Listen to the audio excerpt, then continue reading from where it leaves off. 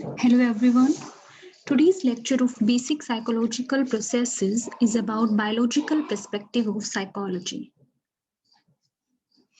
We will start with the introduction of biological perspective. The biological perspective is a way of looking at psychological issues by studying the physical basis for animal and human behavior.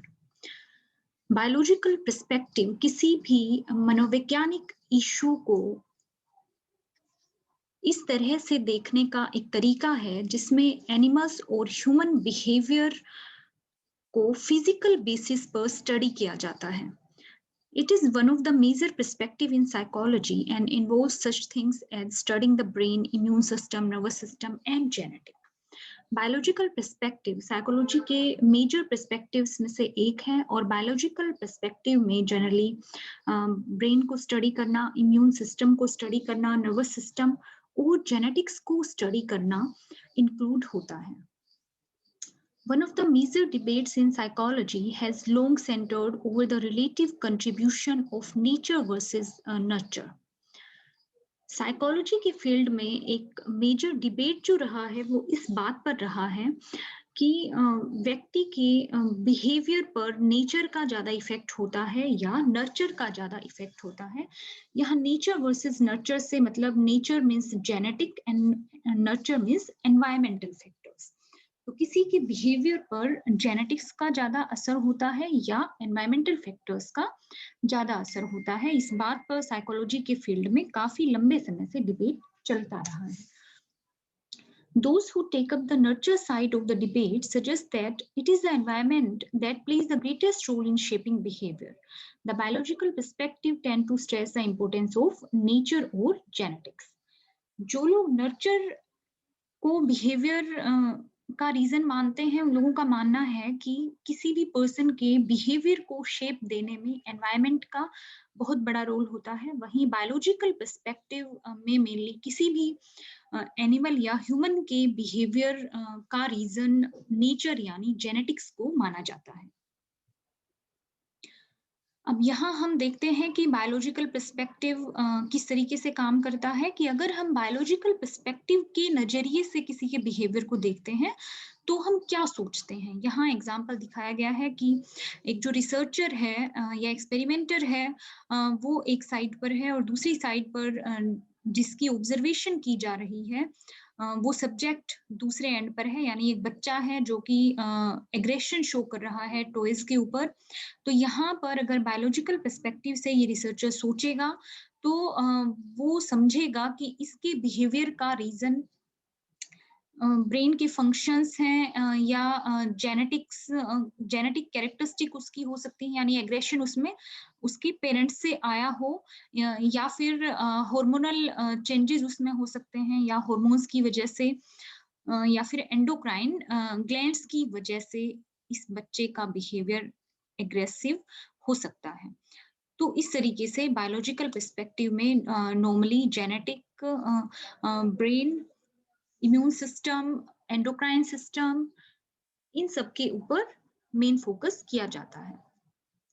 This field of psychology is often referred to as biopsychology or physiological psychology. तो biological perspective को generally biopsychology के नाम से भी जाना जाता है या फिजियोलॉजिकल साइकोलॉजी के नाम से भी जाना जाता है. This branch of psychology has grown tremendously in recent years and is linked to other areas of science, including biology, neurology, and genetics. तो बायोलॉजिकल पर्सपेक्टिव ऑफ साइकोलॉजी अभी रिसेंट ईयर्स में बहुत ही ट्रेमेंडसली ग्रोन हुई है. ये branch अभी recently बहुत ज्यादा बढ़ रही है. इसमें बहुत सारे रिसर्च हो रहे हैं रिसेंटली और बायोलॉजिकल पर्सपेक्टिव में दूसरे साइंसेस को भी इंक्लूड करके रिसर्चेस किए जा रहे हैं या उनको लिंक करके रिसर्चेस हो रहे हैं अभी प्रेजेंटली. एग्जाम्पल यहाँ है उन दूसरी फील्ड के जैसे बायोलॉजी के साथ न्यूरोलॉजी और जेनेटिक्स के फील्ड को साथ मिलाकर बायोलॉजिकल पर्सपेक्टिव ऑफ साइकोलॉजी में रिसर्च किए जा रहे हैं. The biological perspective is essentially a way of looking at human problem and actions. तो बायोलॉजिकल पर्सपेक्टिव किसी भी पर्सन के एक्शंस और उसकी प्रॉब्लम को एक पर्टिकुलर तरीके से देखने का नजरिया है। The study of physiology and biological processes has played a significant role in psychology since its earliest beginning. Physiology और बायोलॉजिकल प्रोसेसेस पर हुए अध्ययन साइकोलॉजी के फील्ड में बहुत ही सिग्निफिकेंट रोल प्ले करते हैं। Charles Darwin first introduced the idea that evolution and genetics play a role in human behavior. तो चार्ल्स डार्विन ने सबसे पहले ये इंट्रोड्यूस किया था कि किसी भी ह्यूमन के बिहेवियर में इवोल्यूशन और उसके जेनेटिक्स बहुत ज्यादा इंपॉर्टेंट रोल प्ले करते हैं। यानी बायोलॉजिकल पर्सपेक्टिव बहुत पुराने समय से ही देखा जा रहा है साइकोलॉजी के फील्ड में।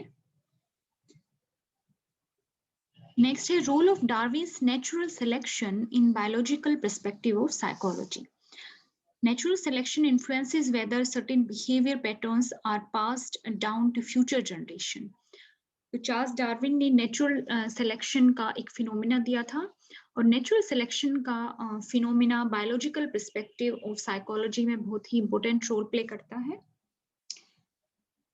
नेचुरल सिलेक्शन फिनोमिना के अकॉर्डिंग किसी भी पर्सन का सर्टेन बिहेवियर उसमें उसकी पास्ट जनरेशन से आता है और उसकी जो फ्यूचर जनरेशन है उनमें भी वो बिहेवियर पैटर्न अपने आप ही जाता रहता है पेरेंट्स से। Behaviors that aid in survival are more likely to be passed down, while those that prove dangerous are less likely to be inherited.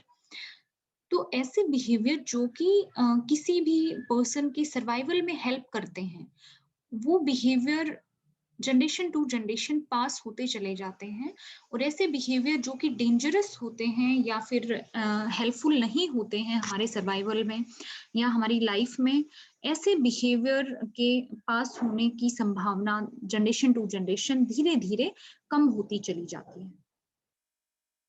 Consider an issue like aggression. The psychoanalytic perspective might view aggression as a result of childhood experiences and unconscious urges. यहाँ example हम aggression का लेते हैं। तो अगर aggression को हम psycho analytic perspective से देखते हैं तो साइको एनालिटिक पर्सपेक्टिव के अकॉर्डिंग एग्रेशन का कारण उस व्यक्ति के चाइल्डहुड एक्सपीरियंसेस हो सकते हैं या उसके अनकॉन्शियस अर्जेस या अनकॉन्शियस विशेस हो सकते हैं जो कि उसके अचेतन मन में दबे हुए रहते हैं। The biological perspective considers how the behavior was shaped by association, reinforcement and punishment. वहीं behavioral perspective के अकॉर्डिंग अगर हम देखें तो किसी भी व्यक्ति में एग्रेशन जो है वो उसकी लाइफ उसकी अर्ली लाइफ में हुए एसोसिएशन या फिर कंडीशनिंग या फिर इस तरह की लर्निंग जहां पर एक स्टिमुलस दूसरे स्टिमुलस से पेयर हो गया हो या फिर रीइंफोर्समेंट यानी इंस्ट्रूमेंटल लर्निंग के थ्रू या फिर पनिशमेंट के थ्रू उस पर्सन में वो बिहेवियर धीरे धीरे डेवलप हुआ है। A psychologist with a social perspective might look at the group dynamics and pressure that contribute to such behavior. वही एक सोशल पर्सपेक्टिव से अगर कोई साइकोलॉजिस्ट एग्रेशन को देखेगा तो वो एग्रेशन के पीछे ग्रुप डायनामिक्स को एक कारण मान सकता है या फिर पीयर प्रेशर को एक कारण मान सकता है कि उसके ग्रुप में या फिर उसके फ्रेंड सर्कल में इसी तरह का बिहेवियर शो किया जाता रहा हो जो कि एक कारण हो सकता है एग्रेसिव बिहेवियर शो करने का। The biological viewpoint, on the other hand, would involve looking at the biological roots that lie behind aggressive behavior. वही biological viewpoint या biological perspective से अगर हम देखते हैं तो यहाँ पर बायोलॉजिकल रूट्स को ढूंढने की कोशिश की जाती है। बायोलॉजिकल कॉजेस क्या है उसके एग्रेसिव बिहेवियर के पीछे, उनको ढूंढने की कोशिश की जाती है। यानी उसके ब्रेन में स्पेसिफिक चेंजेस कुछ हुए हों, ब्रेन के किसी पर्टिकुलर पार्ट में चेंजेस हुए हों या फिर उसके ब्रेन में बायोकेमिकल चेंजेस हुए हों, तो इस तरह के रीजंस को ढूंढने की कोशिश की जाती है। Someone who takes the biological perspective might consider how certain types of brain injury might lead to aggressive action. वही जो भी व्यक्ति बायोलॉजिकल पर्सपेक्टिव से किसी के बिहेवियर को देख रहा है तो वो ये देखने की कोशिश करेगा कि उस व्यक्ति में कोई पर्टिकुलर तरह की ब्रेन इंजरी तो नहीं हुई है जिसकी वजह से उस व्यक्ति में एग्रेसिव एक्शन आ रहे हैं या वो एग्रेसिव बिहेवियर शो कर रहा है। Or they might consider genetic factors that can contribute to such displays of behavior.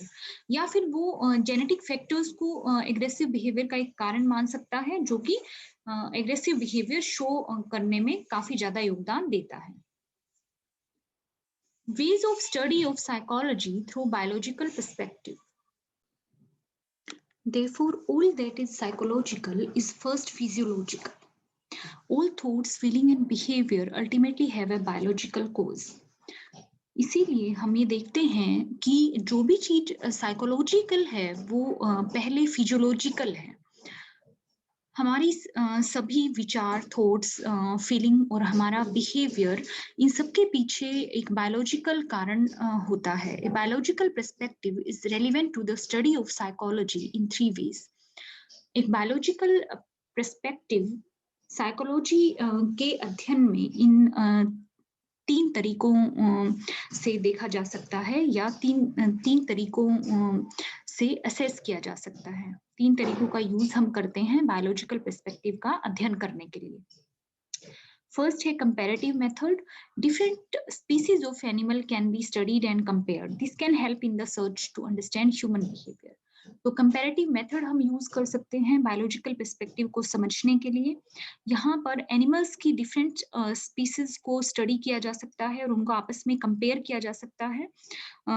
Jin animals का ब्रेन ह्यूमन ब्रेन से काफी ज्यादा मैच करता है उन एनिमल्स के ऊपर मेनली ये स्टडीज की जाती हैं जिससे कि ह्यूमन बिहेवियर को समझने में भी हेल्प मिलती है। एंड सेकंड है physiology, how the nervous system and hormones work, how the brain function, how changes in structure and or function can affect behavior. हमारे नर्वस सिस्टम की फिजियोलॉजी को समझने की कोशिश की जाती है। हार्मोन्स किस तरीके से काम करते हैं, हमारा ब्रेन फंक्शन किस तरीके से काम करता है, ब्रेन के स्ट्रक्चर या फंक्शन में किस तरह के चेंजेस आए हैं जिनका इफेक्ट हमारे बिहेवियर के ऊपर पड़ता है। इसका अध्ययन भी बायोलॉजिकल पर्सपेक्टिव ऑफ साइकोलॉजी में किया जाता है। For example, we could ask how prescribed drugs to treat depression affect behavior through their interaction with the nervous system. यहाँ एग्जाम्पल है कि हम ये देख सकते हैं कि डिप्रेशन को ट्रीट करने के लिए प्रिस्क्राइब की गई ड्रग्स किस तरीके से नर्वस सिस्टम के ऊपर असर डालती हैं या नर्वस सिस्टम पर उनका इफेक्ट होता है जिससे कि बिहेवियर में चेंजेस आते हैं। एंड थर्ड है इन्वेस्टिगेशन ऑफ इनहेरिटेंस, यानी कि जेनेटिक्स का इन्वेस्टिगेशन करना या जो एट्रीब्यूट्स या गुण पेरेंट्स से किसी पर्सन में आए हैं उनका इन्वेस्टिगेशन करना। What an animal inherits from its parents, mechanism of inheritance, genetics. तो एनिमल या ह्यूमन अपने पेरेंट्स से जो चीजें एक्वायर करते हैं उन्हीं को इनहेरिटेंस या जेनेटिक्स का मैकेनिज्म कहा जाता है। For example, we might want to know whether high intelligence is inherited from one generation to the next. Example यहाँ दिया गया है कि हम ये जान सकते हैं कि जो किसी व्यक्ति का आईक्यू अगर हाई लेवल का है तो वो उसमें उसके पेरेंट्स से आया है या नहीं, यानी एक जनरेशन से हाई इंटेलिजेंस या हाई आईक्यू एक जनरेशन से आने वाली जनरेशन में जा सकता है। Each of these biological aspects, the comparative, the psychological and the genetic, can help explain human behavior. तो ये सारे बायोलॉजिकल एस्पेक्ट जैसे कि कंपैरेटिव स्टडीज, फिजियोलॉजिकल स्टडीज और जेनेटिक स्टडीज ह्यूमन बिहेवियर को समझने में हेल्प करती हैं और ह्यूमन बिहेवियर को एक्सप्लेन करने में भी हेल्प करती हैं। देन आता है main topics areas of biological perspective of psychology. ये बायोलॉजिकल पर्सपेक्टिव ऑफ साइकोलॉजी में कौन कौन से मेन टॉपिक एरियाज को स्टडी किया जाता है। Biopsychologists study many of the same things that other psychologists do, but they are interested in looking at how biological forces shape human behavior. जो बायोसाइकोलॉजिस्ट हैं वो भी दूसरे साइकोलॉजिस्ट के तरह ही साइकोलॉजी के डिफरेंट कंसेप्ट्स को स्टडी करते हैं, लेकिन उनका मेन फोकस जो होता है वो ह्यूमन बिहेवियर को आकार या प्रकार देने वाली बायोलॉजिकल फोर्सेस के ऊपर ज्यादा होता है। Some topics that a psychologist might explore using this perspective include analyzing how trauma to the brain influences behavior. तो यहाँ कुछ एक टॉपिक्स दिए गए हैं जो कि बायोसाइकोलॉजिस्ट जनरली बायोलॉजिकल पर्सपेक्टिव का यूज करते हुए एक्सप्लोर करता है या ढूंढने की कोशिश करता है। एग्जाम्पल यहाँ दिया गया है कि किसी भी ट्रोमा का ब्रेन के ऊपर क्या इफेक्ट हुआ है और ब्रेन के ऊपर इफेक्ट होने से उस पर्सन के बिहेवियर में क्या चेंजेस आए हैं। Assessing the differences and similarities in twin to determine which characteristics are tied to genetics and which are linked to environmental influences. अब ट्विन स्टडीज भी इसमें इंक्लूड होती हैं, जैसे कि ट्विन्स के अंदर कौन कौन से डिफरेंसेस है या कौन कौन सी समानताएं हैं, और उनका अध्ययन करके ये पता लग सकता है कि कौन सी कैरेक्टरिस्टिक उन ट्विन्स में जेनेटिक हैं और कौन सी कैरेक्टरिस्टिक उनमें एनवायरमेंटल इन्फ्लुएंसेस की वजह से डेवलप हुई है। Exploring how genetic factors influence such thing as aggression. Aggression के ऊपर जेनेटिक फैक्टर्स का प्रभाव देखना, ये भी बायोलॉजिकल पर्सपेक्टिव के अंदर स्टडी किया जाता है, या जो साइकोलॉजिस्ट बायोलॉजिकल पर्सपेक्टिव को लेकर चलते हैं वो इस तरह की स्टडीज करते हैं। Investigating how degenerative brain disease impact how people act. Degenerative brain disease का लोगों के बिहेवियर के ऊपर क्या इफेक्ट होता है या लोगों के एक्शंस के ऊपर क्या इफेक्ट होता है, इसको इन्वेस्टिगेट करना। Studying how genetics and brain damage are linked to mental disorder. Genetic और ब्रेन डैमेज का मेंटल डिसऑर्डर से किस तरीके से एसोसिएशन है, या मेंटल डिसऑर्डर कैसे जेनेटिक्स और ब्रेन डैमेज से जुड़े हुए हैं, इसका अध्ययन करना। This perspective has grown considerably in recent years as the technology used to study the brain and nervous system has grown increasingly advanced. अब बायोलॉजिकल पर्सपेक्टिव रिसेंट ईयर में काफी ज्यादा बढ़ा है, या इसके ऊपर स्टडीज काफी ज्यादा मात्रा में हो रही हैं, क्योंकि टेक्नोलॉजी जैसे जैसे इम्प्रूव हो रही है वैसे वैसे ब्रेन और नर्वस सिस्टम को स्टडी करना या इनके ऊपर रिसर्च करना काफी ज्यादा इजी हो गया है, और धीरे धीरे ये टेक्नोलॉजी जैसे जैसे एडवांस हो रही है बायोलॉजिकल पर्सपेक्टिव ऑफ साइकोलॉजी में भी रिसर्च की संभावनाएं बढ़ती जा रही हैं। Next is investigation of inheritance. Inheritance की इन्वेस्टिगेशन किस तरीके से नॉर्मली की जाती है, या उन इन्वेस्टिगेशंस में किस तरह के रिजल्ट देखे जाते हैं, वो हम देखेंगे यहाँ। Twin studies provide genetist with a kind of natural experiment in which the behavior Twin studies provide genetists with a kind of natural experiment in which the behavioral likeliness of identical twins whose genetic relatedness is 1.0 can be compared with the resemblance of dizygotic twins whose genetic relatedness is 0.5. अब जो twin studies हैं वो geneticist को एक तरह की natural experiment provide करवाती हैं, जिनमें कि ट्विंस बेबीज या ट्विन चिल्ड्रन के बिहेवियर को स्टडी किया जाता है, और वहां पर ये देखा जाता है कि उनके बिहेवियर में कितनी ज्यादा समानताएं हैं। फॉर एग्जांपल जो आइडेंटिकल ट्विंस हैं जिनमें की जेनेटिक समानताएं 1.0 पाई जाती है नॉर्मली, उनका कंपेयर डायजाइगोटिक ट्विंस के साथ करके देखा जाता है। डायजाइगोटिक ट्विंस में जेनेटिक समानताएं 0.5 पाई जाती हैं, और आइडेंटिकल ट्विन और डायजाइगोटिक ट्विंस में के बिहेवियर में कंपैरिजन करके ये देखा जाता है कि इनहेरिटेंस का इफेक्ट बिहेवियर के ऊपर कितना पड़ता है।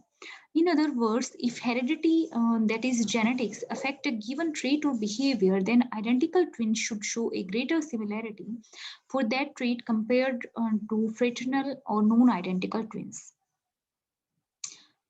दूसरे शब्दों में हम कह सकते हैं कि अगर हेरिडिटी और जेनेटिक हमारे ट्रेट या बिहेवियर को ज़्यादा इफ़ेक्ट करता है, तो डेफ़िनेटली आइडेंटिकल ट्विन्स में ज़्यादा सिमिलैरिटी मिलेगी in comparison to fraternal twins और नॉन आइडेंटिकल ट्विन्स। अगर आइडेंटिकल ट्विन्स में ज़्यादा समानता देखने को मिलती है, तो हम ये मान सकते हैं कि बिहेवियर के ऊपर ज़्यादा इफ़ेक्ट जेनेटिक्स या इनहेरिटेंस का होता है और अगर फ्रेक्शनल ट्विन्स में ज़्यादा समानताएँ देखने को मिलती हैं, तो हम ये मान सकते हैं कि जेनेटिक इफ़ेक्ट उतना ज़्यादा नहीं होता है। Butchard and McGew 1981 conducted a review of 111 worldwide studies which compared the IQ of family members. तो बुचर्ड एंड मैग्यू ने 1981 में 111 वर्ल्ड वाइड स्टडीज का एक रिव्यू किया जिसमें उन्होंने फैमिली मेंबर्स के आईक्यू को कंपेयर किया. The correlation figures below represent the average degree of similarity between the two people. The higher the similarity, the more similar the IQ scores.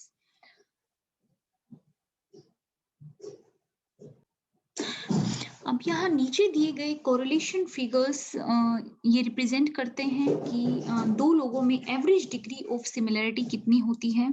Similarity जितनी ज्यादा होगी आईक्यू स्कोर भी उतने ही similar होंगे. For example identical twin raised together, कि identical twins जिनको एक साथ एक जगह पर रख के बड़ा किया गया है उनका कोरिलेशन 0.86 देखा गया है, यानी इनमें आईक्यू स्कोर्स भी उतने ही ज्यादा सिमिलर होंगे. Identical twins raised apart, identical twins हैं लेकिन उनको अलग अलग जगह पर यानी अलग अलग एनवायरमेंट में बड़ा किया गया है, तो उनके आईक्यू में सिमिलरिटीज जनरली 0.72 देखने को मिलती हैं. Non identical twin raised together, non identical twins हैं लेकिन उनको एक जगह पर एक एनवायरमेंट में बड़ा किया गया है, तो उनके आईक्यू सिमिलरिटी 0.60 देखने को मिली है. सिबलिंग्स रेयर टुगेदर, सिबलिंग्स हैं जिनको एक ही एनवायरमेंट में रखा गया है स्टार्टिंग से, उनमें आईक्यू सिमिलरिटी 0.47 देखने को मिली है. वहीं सिबलिंग्स रियर्ड अपार्ट, सिबलिंग्स हैं लेकिन अलग एनवायरमेंट में रखा गया है दोनों को, तो उनमें आईक्यू सिमिलरिटीज 0.24 देखने को मिली हैं. कजन्स हैं, अगर कजन हैं तो उनमें 0.15 आईक्यू सिमिलरिटीज देखने को मिलती है. अब हम बात करते हैं स्ट्रेंथ ऑफ बायोलॉजिकल पर्सपेक्टिव की. One of the strength of using the biological perspective to analyse psychological problem is that the approach is usually very scientific. तो सबसे मेन जो स्ट्रेंथ देखी जाती है बायोलॉजिकल पर्सपेक्टिव की वो ये है कि बायोलॉजिकल पर्सपेक्टिव के थ्रू साइकोलॉजिकल प्रॉब्लम्स को बहुत ही साइंटिफिक तरीके से स्टडी किया जा सकता है. Researcher utilise rigorous empirical method and their results are often reliable and practical. Normally जो रिसर्चर बायोलॉजिकल पर्सपेक्टिव के फील्ड में स्टडी करते हैं वो इंपेरिकल मेथड्स यूज करते हैं जिसकी वजह से उनके रिजल्ट काफी ज्यादा रिलायबल और प्रैक्टिकल होते हैं. Biological research has helped yield useful treatments for a variety of psychological disorder.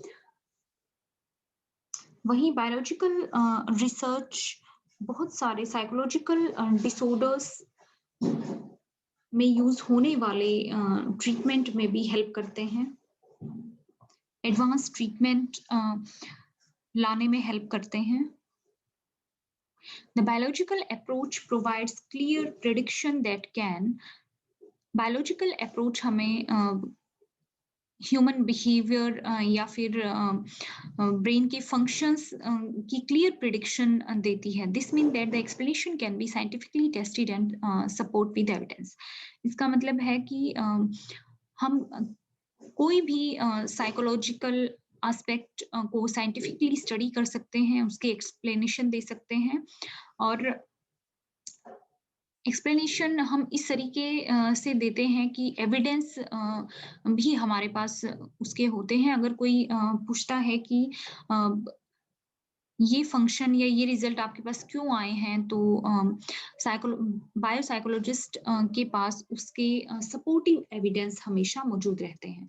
Real life application for example therapy.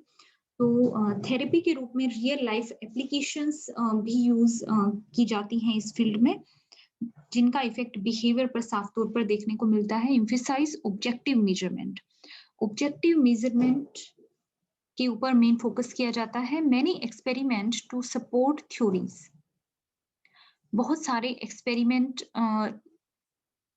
किए जाते हैं जो कि थ्योरीज को सपोर्ट करते हैं। Highly application to other areas, biology plus cognition, evolutionary psychology. दूसरे areas के साथ इजीली रिसर्च किए जा सकते हैं। दूसरे एरियाज को मिलाकर दूसरे एरियाज में हाईली एप्लीकेबल होते हैं, जैसे कि बायोलॉजी और कॉग्निटिव साइकोलॉजी को मिलाकर इवोल्यूशनरी साइकोलॉजी बन सकता है। नेक्स्ट है लिमिटेशन ऑफ बायोलॉजिकल पर्सपेक्टिव। अब कौन कौन सी कमियां नॉर्मली बायोलॉजिकल पर्सपेक्टिव में देखने को मिलती है उनकी हम बात करते हैं। The weakness of this approach is that it often fails to account for other influences on behavior. एक मेन जो वीकनेस इस अप्रोच में देखने को मिलती है वो ये है कि नॉर्मली ये बिहेवियर के ऊपर जेनेटिक फैक्टर्स के अलावा या बायोलॉजिकल फैक्टर्स के अलावा दूसरे जो फैक्टर्स हैं उनका अध्ययन उतना ठीक तरीके से नहीं कर पाती है ये approach. Things such as emotion, social pressure, environmental factor, childhood experience and cultural variable can also play a role in the formation of psychological problem. जैसे कि इमोशन है, संवेग है, सोशल प्रेशर है, पर्यावरण के फैक्टर हैं, चाइल्डहुड एक्सपीरियंस हैं या कल्चरल वेरिएबल भी कई बार साइकोलॉजिकल प्रॉब्लम का कारण बन सकते हैं और हमारे बिहेवियर में चेंज का कारण बन सकते हैं, लेकिन बायोलॉजिकल पर्सपेक्टिव में इन सब का अध्ययन नहीं किया जाता है। ये एक तरह की लिमिटेशन है। Ignore mediational process doesn't recognize cognitive processes. Mediational processes को बिल्कुल इग्नोर करती है ये अप्रोच। यहाँ पर cognitive processes को रिकॉग्नाइज नहीं किया जाता है। Biopsychological theories often oversimplify the huge complexity of physical system and their interaction with the environment. Biopsychological theories generally physical system की कॉम्प्लेक्सिटी को बहुत ज्यादा ओवर सिंप्लीफाइड कर देती है और एनवायरनमेंट के साथ उसके इंटरेक्शन पर उतना फोकस नहीं करती है। Too deterministic, little free will. तो बायोलॉजिकल पर्सपेक्टिव जो है वो बहुत ज्यादा डिटरमाइंड फील्ड है, यानी यहाँ फ्री विल बहुत ही कम देखने को मिलती है। रिसर्चर के पास चॉइस नहीं होती है, उसको जिस तरह से सिस्टमेटिकली रिसर्च या एक्सपेरिमेंट किए जाने हैं उसी तरीके से उसको करने होंगे, वहां वो अपनी तरफ से चेंजेस नहीं कर सकते हैं। Humanism can't compare animal to human. यहाँ एक लिमिटेशन है कि एनिमल्स को ह्यूमन के साथ कंपेयर नहीं किया जा सकता है, लेकिन बायोलॉजिकल पर्सपेक्टिव ऑफ साइकोलॉजी में नॉर्मली ऐसे एनिमल्स का यूज अपनी स्टडीज में करते हैं रिसर्चर जिनका ब्रेन काफी ज्यादा ह्यूमन ब्रेन से सिमिलर है। तो यहाँ पर ह्यूमनिज्म की कमी देखने को मिलती है एंड रिडक्शनिस्ट।